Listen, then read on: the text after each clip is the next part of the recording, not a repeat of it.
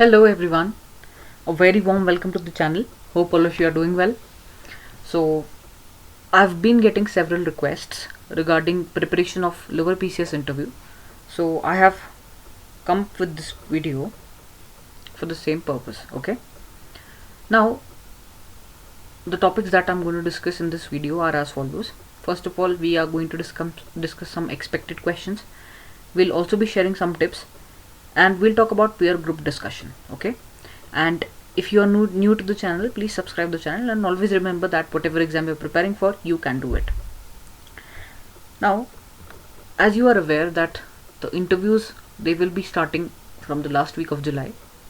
तो ज़्यादा टाइम तो है नहीं आपके पास. जितना भी टाइम है, we have to give in our best, and this is a golden opportunity for a wonderful job for all the aspirants who qualified the mains. Okay, so now let's talk about what could be the expected questions that we can expect in the interview. So although the interviews of only 50 marks, but those 50 marks can also make a huge difference. Even half a mark is more than enough. It can change your post. If you are targeting the post of Naib Tehsildar, if you score well, your chances obviously are increased. And secondly, even one mark also makes a big difference, a huge difference for your entry or your name in the final PDF, what we can say as the holy PDF. Okay, so you'll have to work hard, you'll have to earn each and every marks. You will not be given marks, you'll not be thrown marks without any effort from your end. Okay, so you have to work hard. There are no other shortcuts for the same. Okay, so now without much delay, let's start with the expected questions. So what I think is that they can be asking questions pertaining 4 main regions. First of all, they'll ask you some personal questions. For example, whenever you enter or whenever you have to introduce yourself to someone, whatever they if they want to analyze your personality, if they want to check or judge you, so first of all they'll be asking certain personal questions to make you feel a bit more comfortable, because that is something. They'll not bombard you all of a sudden with all the current affairs questions. Okay, so first of all जो होगा आपसे personal questions ही पूछे जाएंगे. उसमें सबसे पहले आपसे ये कहा जा सकता है कि as soon as you enter, they'll say that okay, please introduce yourself to the board. Okay, so this is an open-ended question. You can add certain points out here. Then whenever you will say, first of all you will introduce yourself, you tell that I am this person, my name is this, and I belong from this place, I hail from this place, I have done my schooling from here, I have done my college from here. Okay, and presently I am working as a, or I am presently studying and in the preparation phase, or I am working as a this. Alright, so this is the basic introduction that you're going to give.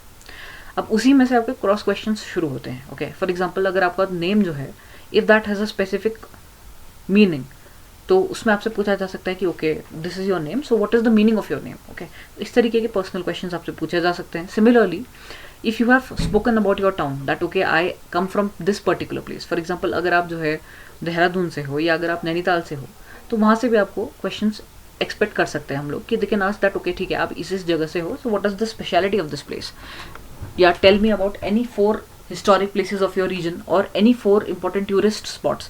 क्योंकि जैसा कि आप सभी जानते हैं, उत्तराखंड जो है हमारी tourism is very important for our economy. तो इस वजह से कोई भी स्पेसिफिक एरिया है वहाँ के टूरिस्ट प्लेसेस को दे कैन आस्क यू कि या तो फिर हिस्टोरिकली कोई अगर आपके प्लेस की इंपॉर्टेंस है, जैसे अगर आप नैनीताल से हो तो क्या यहाँ पे कोई हिस्टोरिकल सिग्निफिकेंस है इस पर्टिकुलर प्लेस का, तो that could also be another question that they can ask you. Similarly when you will talk about your, you will tell कि ठीक है मैंने ये पर्टिकुलर ग्रेजुएशन यहाँ से करी है या मेरी स्कूलिंग यहाँ से हुई है, तो वहाँ से भी आप एक्सपेक्ट कर सकते हैं क्वेश्चंस. फॉर एग्जांपल अगर आपका स्कूल है काफ़ी ओल्ड है या इवन न्यू है, तो आपसे ये पूछा जा सकता है कि हु फाउंडेड योर स्कूल, या आपका स्कूल कितना पुराना है, स्कूल का आपका मोटो क्या था रहा है, आपके स्कूल में जो है कोई ऐसा, आपके स्कूल से कोई एल्यूमिनाई अगर निकला है तो उसके बारे में क्या आप जानते हैं, और एल्यूमिनाई है तो आपने उन्होंने क्या काम किया हुआ है, तो ये भी आप क्वेश्चंस एक्सपेक्ट कर सकते हैं. Similarly for the college as well. Okay, and finally they can also ask you on a personal basis कि आपका स्वॉट एनालिसिस, यानी आपकी स्ट्रेंथ्स क्या हैं, आपकी वीकनेसेस क्या हैं, अपॉर्चुनिटीज एंड थ्रेट्स को आप किस तरीके से देखते हैं. ओके, तो उसमें आपसे पूछा जा सकता है कि what is your biggest strength. तो इसमें आपको एक this is something that you will have to frame an answer personally कि आपकी क्या स्ट्रेंथ है. कोई कह सकता है कि मेरी स्ट्रेंथ है कि I am a good listener और I am a team worker. This could be some answers that you can give. और somebody could say that my strength is that I can endure hardships, or I can face challenges in my life.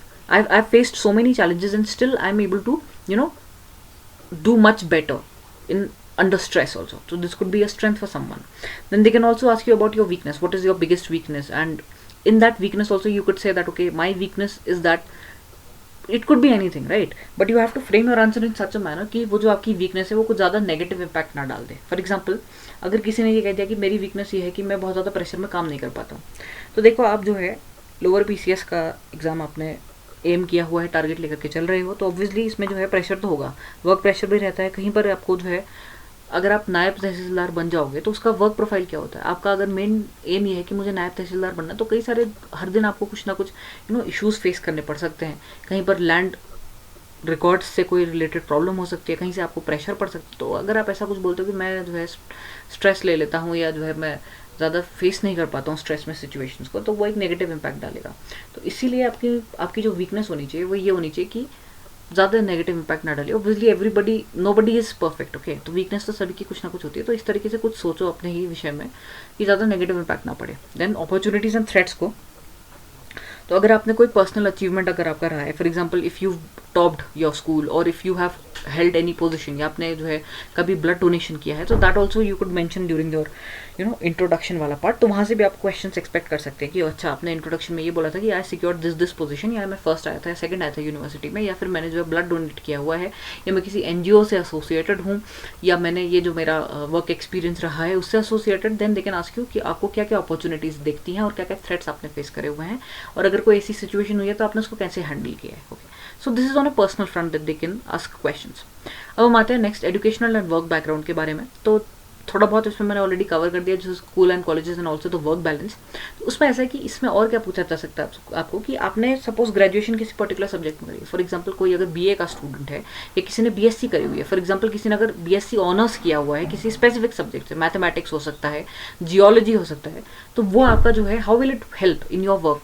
जैसे कि अगर आप कल को नायब तहसीलदार बन जाते हो, तो आपने जो जहाँ से ग्रेजुएशन करी है, जो आपने पढ़ा है, वो उसको आप कैसे उसको वहाँ पर अप्लाई करोगे. Right, this could be a question. And उसके अलावा अगर आपने वर्क एक्सपीरियंस अगर आपका रहा है, तो आपका वर्क कल्चर जो था, अगर आप प्राइवेट से गवर्नमेंट सेक्टर में आ रहे हो तो क्यों आ रहे हो, और अगर आप ऑलरेडी गवर्नमेंट जॉब में हो तो why are you leaving that job, why are you inclined towards this job. Already अगर जॉब में होकर के भी आप इसमें क्यों आना चाहते हो, तो एक अच्छा सा आंसर उसके लिए भी रेडी होना चाहिए कि sir this is something that I find quite versatile.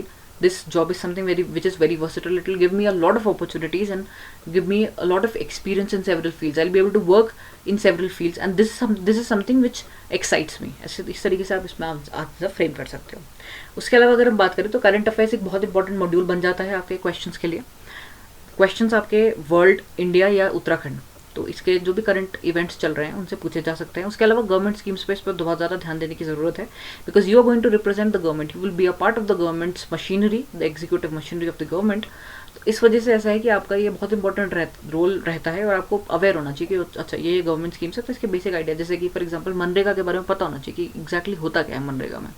उसके अलावा PM आपका जो आवास योजना है, या इवन ग्राम सड़क योजना है जो कि उत्तराखंड के लिए इंपॉर्टेंट है, तो उसकी क्या रेलेवेंस है in the present times. Okay, और उसके अलावा जो है मिसलेनियस में आपसे ये पूछा जा सकता है, आपको सिचुएशन दी जा सकती है.